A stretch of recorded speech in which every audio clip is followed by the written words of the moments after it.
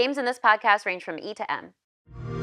Hey everybody, welcome to the official Xbox podcast, the only podcast coming to you from inside Xbox, or in the case of tonight, outside the Game Awards 2025. We are here, hi Tina, in downtown LA, and I gotta say, it feels like the center of the gaming universe. Absolutely. This is one of the biggest, most exciting nights of the year. Such a good way to rein in the end of the year. We get to be here together in Los Angeles. We get to reminisce about some of the best experiences and memories of this past year and celebrate with nominations coming in just all across the board. Associated Press, New York Times, Games Radar, the BAFTA nominations just came through. There are a ton of great games that are nominated across Xbox. It's such a celebratory evening, especially for tonight. We have 10 nominations across the Xbox teams. And actually, we've got some of the talent behind the studios here with us today to talk about those nominations and what the year has been like. And who better to help us kick that off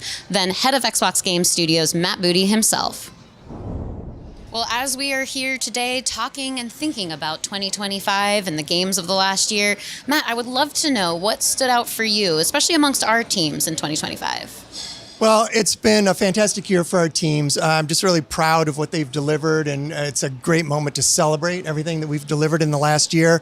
You know, we have had such a wide range of games, everything from something like Keeper from Double Fine all the way to Call of Duty, something like South of Midnight all the way to Minecraft. And for me, what's neat about the last year is that some of these games start out as a real singular vision, right? We sit in a meeting and I'm pitched a game about a walking lighthouse, okay? And okay, we're going to lean in, and it turns out to be something really cool. But there's such a thread there of one person's vision of what they had. And then we have other games, which are these big ongoing franchises like Call of Duty and Minecraft, where you have hundreds or even thousands of people that work to deliver these. And that is such a coordinated team effort. And I just, I love what our teams delivered this year. And I love that we've got that range of everything from Keeper to Call of Duty and just so many different teams that can execute on that. Yeah, let's talk about this exceptional output for these teams this year. Yes, there's been a lot of games, double-digit amount of games, but that breadth of, when you look across the portfolio that range from action RPGs to skateboarding to action games with Ninja Gaiden to how do you define Keeper exactly, to the standard setting, first-person shooter with Call of Duty, and also delivering at quality, high Metacritic, and a ton of nominations tonight, as well as across the industry for all the different awards that are being named here at the end of the year. So is this the type of year you've been shooting for? Well, it's just great to hear you call out, the recognition of just everything we've done this year. You know, as you said, it's about the number of games, right? That cadence, that roadmap is something that we've been striving to hit. So to have the dozen games shipped. But it really is a portfolio, which is, I think, what you're getting at when you sort of outline the edges of that. And I believe that it's a portfolio that stands on its own in broader entertainment. It's really a portfolio unlike anything else out there. We've got such a range of products that, as you say, cover everything from South of Midnight to Minecraft. And it's great to be here at the end of the year and have our teams being recognized with the 10 nominations at the Game Awards. So I'm just so proud of the teams and happy for them to get the recognition. And it does come, as you say, on the end of a year where I think we've delivered on the cadence and also the quality, and it's great to be here. So in 2025, we saw a number of great games that Xbox and PC players have been enjoying come over to PlayStation, come over to Switch, and doing very well, topping the charts a big chunk of the year. How are you feeling about the reception of Xbox titles on other platforms, as well as what that does for our dev teams? Well, and you mentioned the dev teams. Really, that is where it starts, which is our teams want to bring these games to more players, open them up so more people can enjoy the stories we create, the worlds that we build, and it's that opening up to a bigger fan base, which is really what drives all that. This week we just released Flight Sim for the PlayStation, and the Flight Sim community has been fantastic, that the way they've welcomed these new players in. Earlier in the year, at the end of October, I was at the Halo Championship Series, where we talked about our work to expand Halo to more platforms there, and the Halo community on site there was also so welcoming. So just to connect those dots from our teams, wanting to reach more players, to bring more people into those worlds, and then the reception by the existing communities, it's really great to see. And we are actually at the precipice of 2026 now. So we've done a lot of thinking back on 2025, reminiscing and celebrating all of the game experiences that we've had across the board. But when we look to 2026, it's actually our 25th year anniversary, which is really incredible. And we've got a couple games coming out. We've got Fable, we've got Forza Horizon 6, Gears of War E-Day, we have Halo Campaign Evolved. So what can you tell me about when we're going to hear from those games again? Yeah, well, and you know, to build on what you said, it's so great that we've got this amazing anniversary 25 coming up, and so many of our studios actually are also celebrating anniversaries of their own, some of which, you know, the Bethesda and things like Blizzard go back decades, which is so great. We have got a lot of iconic games that are just so core to what Xbox is about in its history. You mentioned Fable, Halo, Gears of War, all coming up.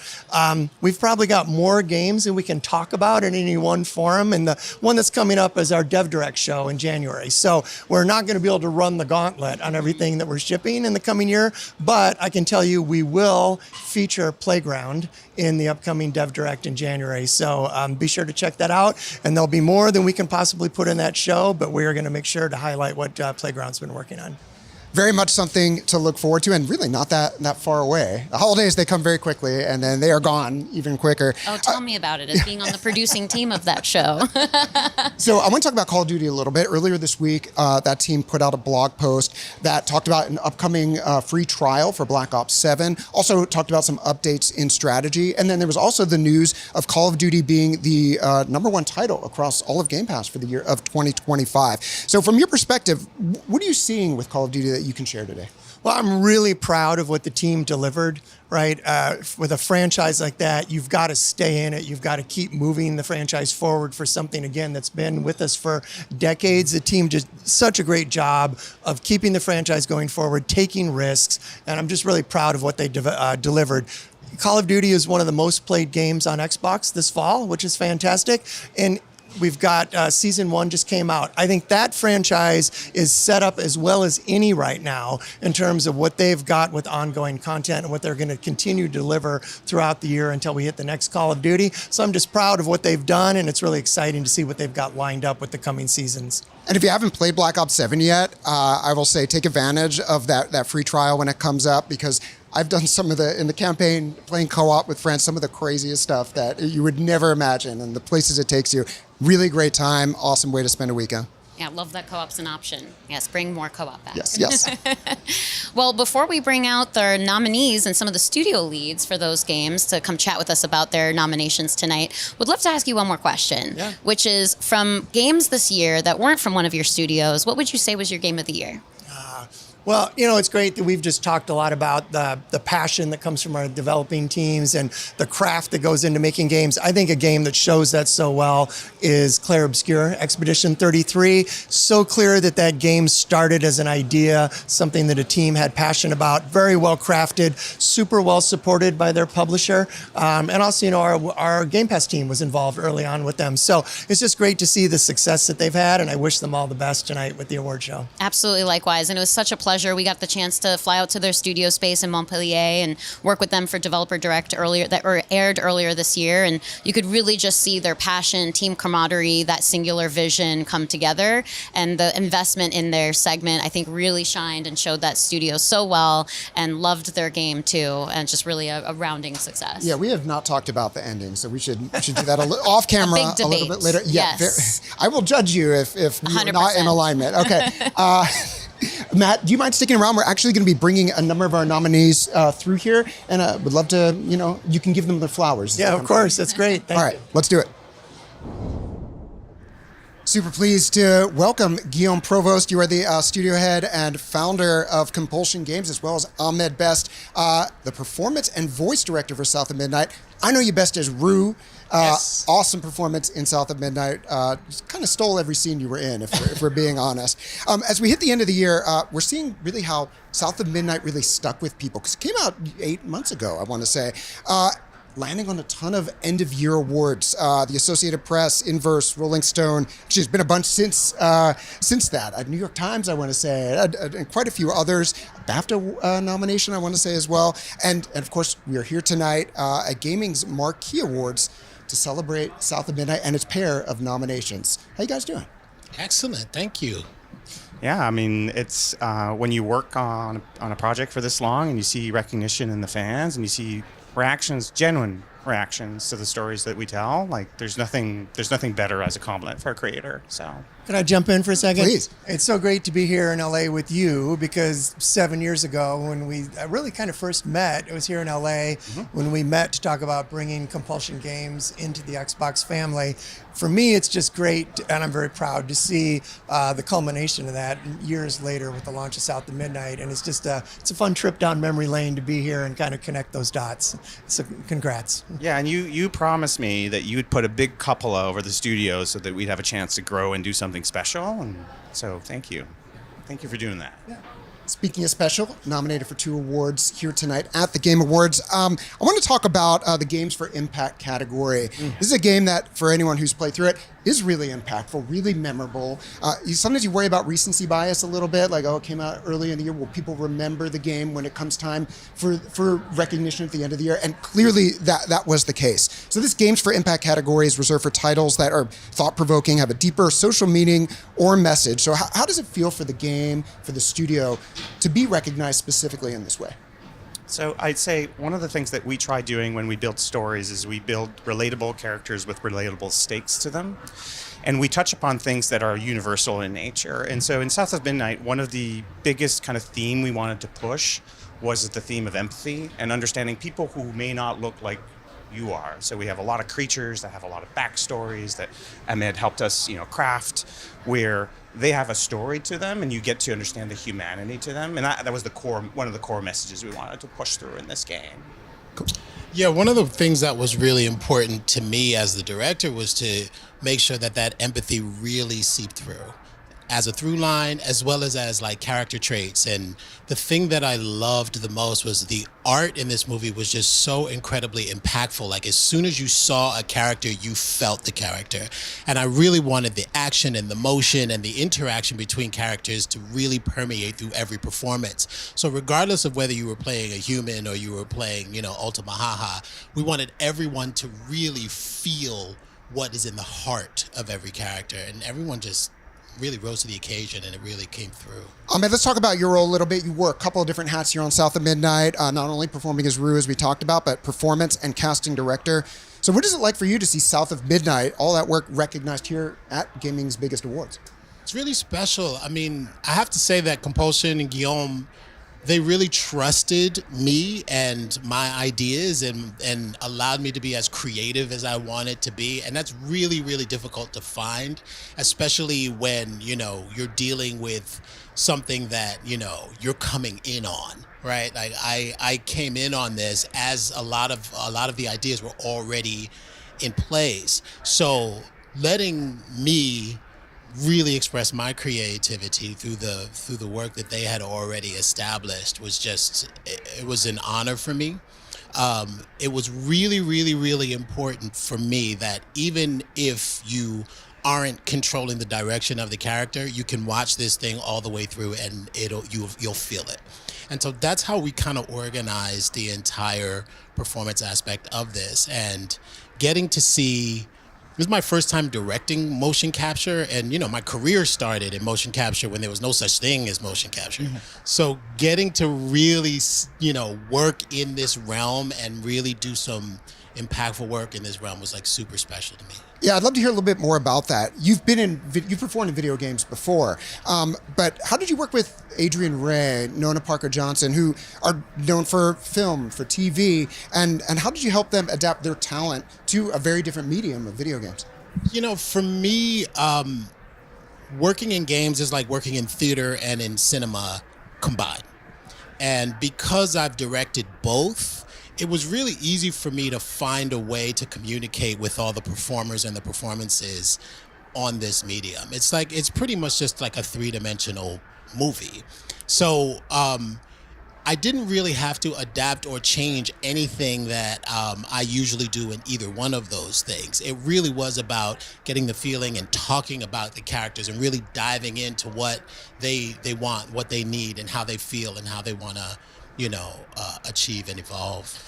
If I can add a little bit to that, I think one of the big things that we liked working with you on set is in video games, sometimes when you do acting, it's very scripted. There's a lot of direction that's given to the actors, and what we enjoyed, when we were on set with you, is we had the sets, we had the shoots, and then we had time for you to let the different actors and actresses interpret the role in the ways that they wanted to. And to me, that was something that you brought to our team that really felt like it elevated our ability to tell stories. So so thank you for that. Thank you. I mean, it's such a collaborative thing, and my goal on any set that I'm on is so that everybody can shine. I want to see everyone's best work, and I want to make the environment comfortable enough and safe enough so everybody knows that they can put out any idea, and it'd be a beautiful thing. I learned that from George Lucas doing the Star Wars movies. Like, he just set the tone so that everybody's ideas had as much weight and as much value as his, and I just wanted to continue that. Let's talk a little bit about the other award South of Midnight is up for tonight, Innovation in Accessibility. So, Guillaume, can you talk about the studio's commitment to ensuring that as many people as possible could enjoy this story? So to me, it comes down for it's not just making the game for everyone or making sure that everyone could possibly play the game. It's a question of comfort, right? Like the different people experience games in different ways, and so our ability to adapt, especially games that have like a strong component with narrative, and where people, some segments of the population may be really interested in the story. What the team really wanted to build in South of Midnight was an experience that could adapt to each individual person's needs and experiences. And that's something that we do for every one of our games. We look specifically, what's the game? What are the challenges that audiences could have in playing or adapting to the game? And the wider of a net we can cast for us making sure that everyone can experience the game in the way that is most comfortable for them is kind of the through line that we take on all our games. Matt, I'm going to put you on the spot a little bit here. This is a title where we see this is a category where we see our titles show up quite a bit. Duke the Dark Ages also nominated for Innovation and Accessibility. Forza Motorsport won the award a couple years ago. Is this a top-down directive, or is this something that different studios are really passionate about? Yeah, it's a little bit of both. First, it does start with the passion of the developers. You've got to build games that a wide group of people can play. You've got to bring those people in, and our studios, they put in the hours, and they bring people in, and we bring people in from all different kinds of backgrounds and gameplay and different abilities to come in and just make sure that we're getting it right. Mm-hmm. Because it's one thing to sort of sit in our game studio and think that you're doing it, but you've really got to get out there. So I just give them a ton of the credit for it. And also, it is part of our stated goals across the studios, which is, as Guillaume says, that we really, want to broaden the audience, and we also want as many people as possible to enjoy our games. I love what you said about being able to experience the story and the feelings without even having to play, and maybe that's where you take that to the extreme. But what we're building and the ideas that creators like Guillaume come up with really should come through in any case, which I just love the way that all compiles. Let's talk about more people playing South of Midnight. Folks on PC, Xbox consoles got to enjoy South of Midnight here in 2025. Here, more people are going to get that chance in 2026. Yeah, I mean, again, in our discussions internally, we looked at the game, and obviously it's our desire for as many people everywhere in the world to be able to experience all the games that we made. And so the team's been hard at work, and we're looking to bring South of Midnight to the Switch 2 and PlayStation 5 audiences in spring next year. Very cool. More memories coming to more people, because this is a game I'm still thinking about all these months later, and I can't wait to hear what PlayStation and Nintendo fans get to feel and say when they get to play South of Midnight as well. Cool, gentlemen. Thanks so much. Don't want to hold you back anymore. You've got a lot more interviews, I think, to do. You got the award show tonight. Good luck. Have fun. 2 minutes to get to. Yeah, glad to have you.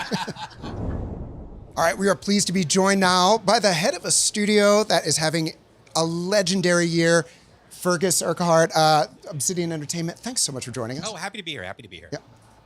Yeah, Fergus, at the beginning of the year, when we were looking at the roadmap, we sort of joked this is going to be the year of Obsidian. Yeah, sort of the downfall of Obsidian. Well, it turned out to be the year of Obsidian. yeah, So I just want to say congrats. Yeah, thanks. And a lot. it's just so awesome to have you and your studio and all your teams part of our bigger studio family. And I'm just proud, and it's great to see you recognized here today with the nominations for the awards. And it really has been a great year for Obsidian. Yeah, no, it's been great. I mean, when we came a part of Microsoft, we always wanted to make role-playing games, and that's what we always did. And to have the support from Microsoft to be able to continue to do what we love and now get, 2 nominations for TGAs, it just kind of all has fit together, which has been amazing. Yeah, that's such a good point. And as the year is coming to an end, it's funny because when my team and your team were working on what we affectionately called the Obsidian Direct for our yes. June showcase double feature moment, we talked a lot about that, about it being a year of Obsidian. Matt, you mentioned that on stage for showcase as well. So now that it's the end of 2025, how's the team feeling about the wrap of the year of Obsidian? Well, they're getting ready for the 6 games we're going to ship next year. No, I'm just kidding. I think I was just talking with our PR person, Shyla, and she, I think all of us are just literally in this kind of mode right now where we're like, and we're all super looking forward to the holidays. But I think what's amazing, I think for all the studios under all XGS is like the great thing about being a game developer is like once you finish a thing, you just want to go make another thing. So literally as we're sort of like relaxing from all of it, our brains are just spinning about how we can take what we've done over the course of the last 4, 5, and 6 years and just make even better stuff next time. So I'm a huge RPG player. I've invested over 100 hours, I want to say, across Avowed and the Outer Worlds Awesome. 2 this year. Thank you, by the way. It's clear I love what you all do. How does it feel that the love was apparently widespread enough that you have 2 games nominated for Best RPG, which I think might be the most stacked category here tonight? I know, it's pretty amazing. I think what we actually say internally, because we all really love Expedition 33 and, Claire Obscura, and we're like, what we needed to do this year was split the votes so they could win, right? I think that was, it is actually great. I think it sometimes when you're making a game and you're a game developer, it's you kind of, not you're in a dark hole doing it, but you're sometimes wondering, is this going to resonate? Is this going to be something that people love? And so it is just amazing to see that like everything the teams did, and the teams are very independent from each other in a lot of ways, that individually they both made an amazing thing that deserved, or people recognized enough that they would get a nomination at the TGAs. Obsidian's always been known for its storytelling, its world building, its characters. This is the year that I saw reviewers and players really talk about how good the gameplay felt in Avowed and in the Outer Worlds. I will say, like, the animation of parrying in Avowed, like when you have the shit, like, I was like, I'm not using a magic user this time because it just feels so darn good. So I would love to hear about how you were able to really marry the gameplay and then the things that Obsidian had always been known for. Yeah, no, absolutely. Yeah, I mean, it's one of those things of where when we look back at like how people talk about our games, it's always amazing to hear how they love our stories and our companions and the dialogue and the quests and reactivity. But there'd always be this like, well, but then the gameplay. Like I play the games for the story, not for the gameplay. And I think also we also looked about like how do we also make sure that we're making games for as many players as possible. And so one of the big things there was third person. So weirdly, one of the things that got us to kind of push more on the gameplay front, particularly in Avowed, was to say we really wanted to support third person. And we didn't want to like half-ass it either. Like we wanted to make sure that when people played it, it wasn't like, oh, I'm feeling a little like weird playing it in first person, so I'll switch to the kind of crappy third person. And I think by saying that, we said, okay, we're really going to make sure that it plays really well. But you're right. What's been amazing is to watch interviews, and I was watching a few episodes of Kind of Funny, and it was someone I would bring up, one of the journalists would bring up about how they just loved the gameplay and the combat in Avowed. And so it was really rewarding to hear that. Cool. Well, it's a lot of kudos for everything that the team has accomplished this year so far, but I imagine there's more to come in 2026. So what can you share about what's coming for Avowed, Grounded 2, and for the Outer Worlds 2? So, I mean, we never stop. I think that's the thing. I mean, the joke internally, I don't know if it's that much of a joke, is one of the things that we always say at Obsidian is to always be shipping. At Obsidian, always be shipping. And so... It's not a joke, Fergus. Well, yeah, okay. Anyway, so there's something in there. But anyways, so we... So obviously with Grounded 2 is releasing updates and moving towards 1.0. With Outer Worlds 2, a lot there is to say, hey, what do we learn from what people are saying about the game, adding things in like New Game Plus and other features that people would really like to see. And while we're doing all that, of course, we're looking to what all our teams are going to be doing next.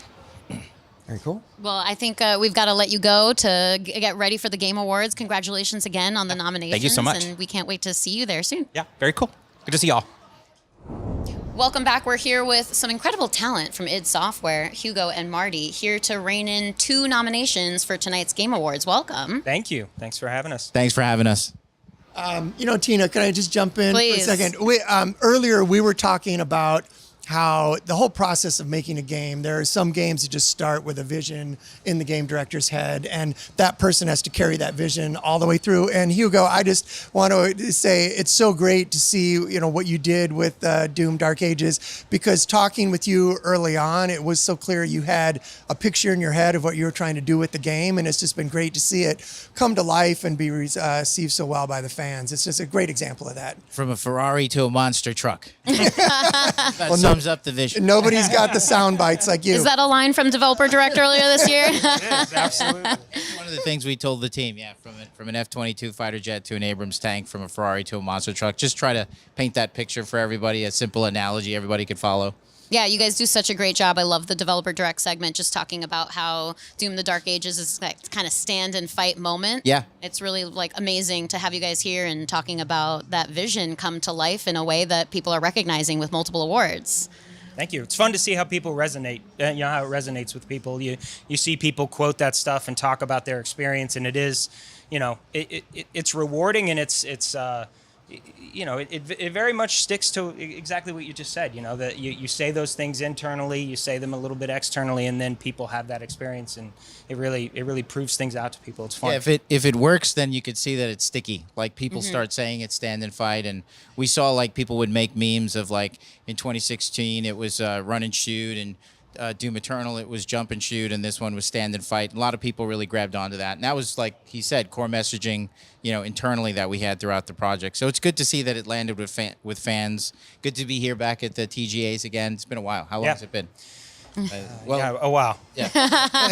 Well deserved, and actually a pretty serendipitous moment, because I think just yesterday Doom celebrated its 32nd anniversary from original release in 1993. Yeah. So very, very exciting. Yeah, and you guys are up for this 2025 Doom the Dark Ages edition of the franchise. I mean, 32 years of really making such an impact to the shooter genre. How does it feel to be up for a Best Action Game Award?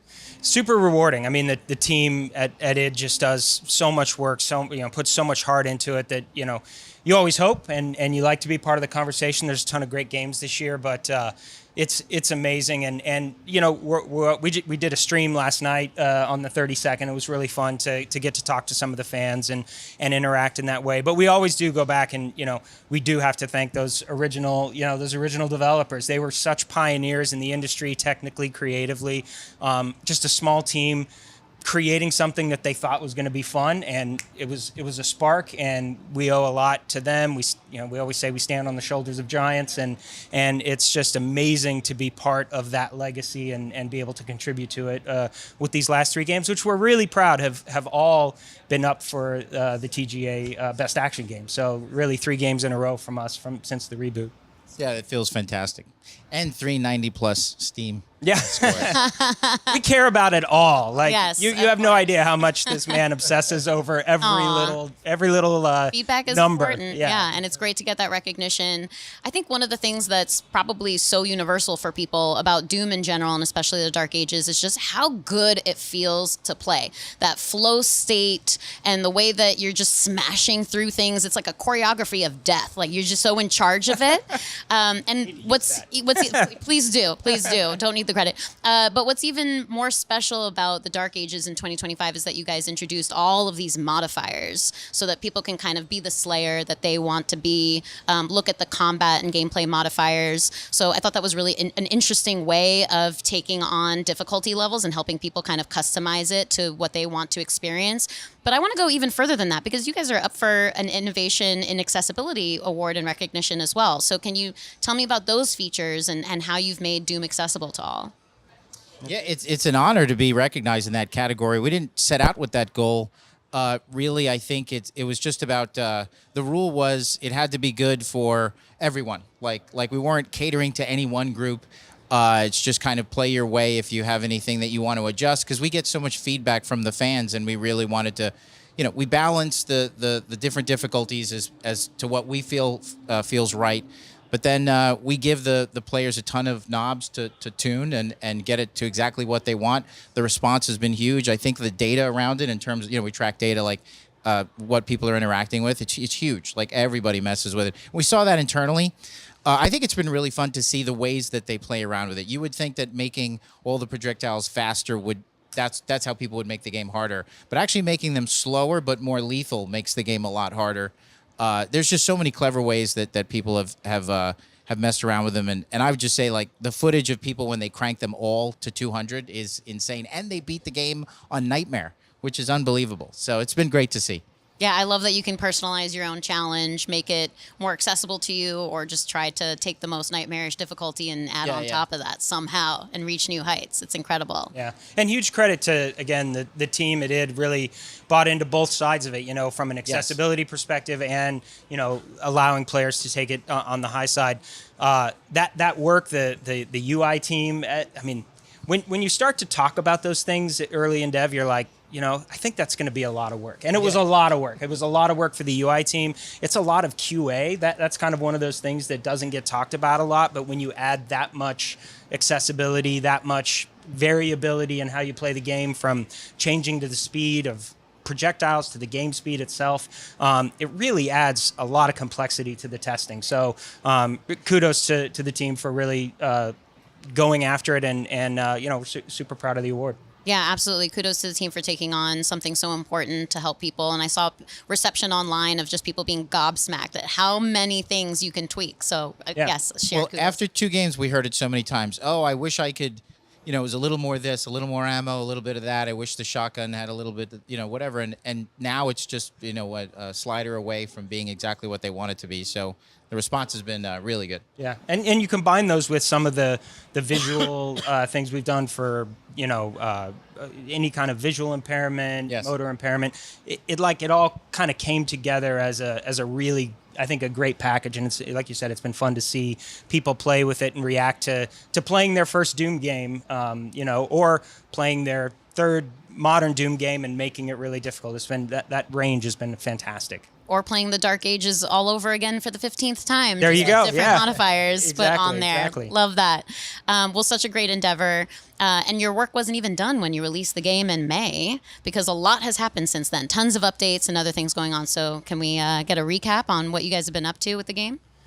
Yeah, we've had a lot going on. We made a bunch of updates. We're kind of, as I said earlier, never rest kind of on making sure the game is really in a perfect state as much as possible. So we made a bunch of updates. Xbox released the ROG Ally X, and I think we really got the game into a good state for that. And then we released a really cool new mode called the Repertorium, which you can probably talk a little bit about.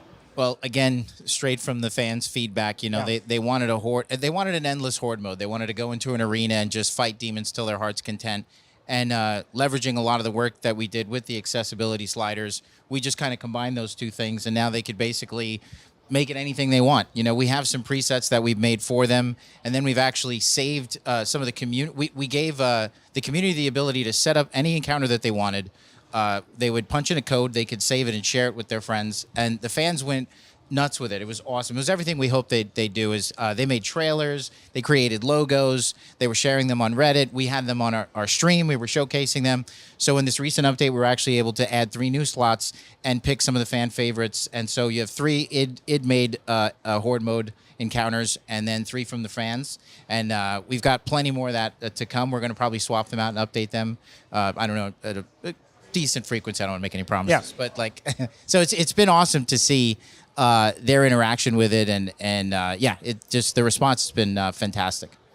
Infinite chaos to wreak upon the demons. Yes, I love that. And I think really speaks to how embedded the team is in the community, and just really listening to that feedback and trying to make Doom in a way that speaks to your guys' vision and also the community that you've built over just decades at this point. Absolutely. We've got just an amazing community. Very, very vocal, very passionate, as you hope a community is. And it's just been fun again to be able to watch them play. And I do want to say, like related to what Matt said about Hugo's vision and being able to we don't get to do that without their support. That should definitely be part of that statement.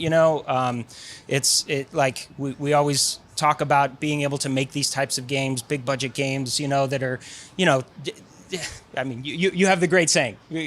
Oh, we get to make an Evil, wanna steal your quote. an Evil Dead movie, a sequel to Evil Dead with a Michael Bay budget. That's what it feels like when we make Doom games. Yeah. There is a moment where we're like, I can't believe they're letting us get away with this. It's so awesome. But it takes that investment in the team and the creativity, the belief in the vision, and the vision holders, and really we can't. We wouldn't be able to get to do it without the support we get from Xbox and the team at ZeniMax. So good moment at an awards to say that and make sure that's acknowledged. I love that. We were supposed to be here to give you your flowers, not vice versa. That's so sweet. Thank you, guys. Well, I have one last question before I let you go and get ready for the awards and rein in that celebration, which is you've teased a little bit about a DLC. What's that about? Little bit. A lot. We've teased a lot. You want Tease teases? some more, please. Yeah, show up to Slayers Club Live every Thursday night when Hugo talks about things. Yeah, we stream, and it's now become a tradition that I'll drop them I'll give them like a dad joke clue. It's a horrible clue, and then they piece it together. And people like Sneaky J Cool and Horde Mode Gaming. These are big members of the community. They'll put it all together and make videos, try to decipher what it is that we're talking about that's going to be in the DLC. So we have given them a lot of hints. But I will say, we're going to learn a lot about the Slayer. I think that's what's really cool. It's goes without saying, it's very much about him, but we're going to learn a little bit more about his past, which I think will be really cool, and answer questions that the fans have had for a while. So it should be fun. And there's a new tool that I think everyone will really enjoy.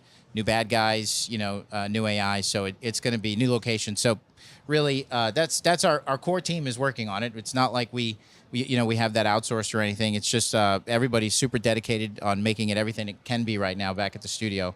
We can't wait to share it with the fans. Lots of new. It really is more than just kind of remixing the things that were in Dark Ages.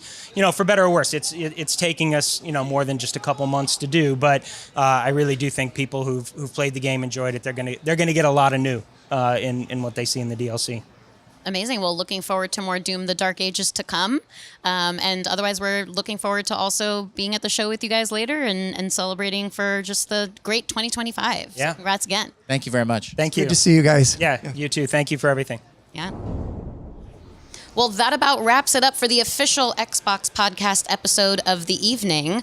We had such a great time talking to everybody, but we're just about ready for the actual show. Yeah, I can't wait to go into there. But in the meantime, thank you so much for joining us today, Fergus, Guillaume, Ahmed Best, Marty, Hugo, and of course, Matt Booty for sharing all kinds of reminiscence of 2025. And I look forward into 2026. And massive thank you to Lazy Dog, who is the closest restaurant to right across the Game Awards, right over there. I want to get as few steps as possible. Absolutely. Man. That's always my goal. And thank you for watching. We actually have another episode of the official Xbox podcast coming up real soon. So you're going to want to keep a lookout for that. But in the meantime, enjoy the show tonight, and thanks for watching.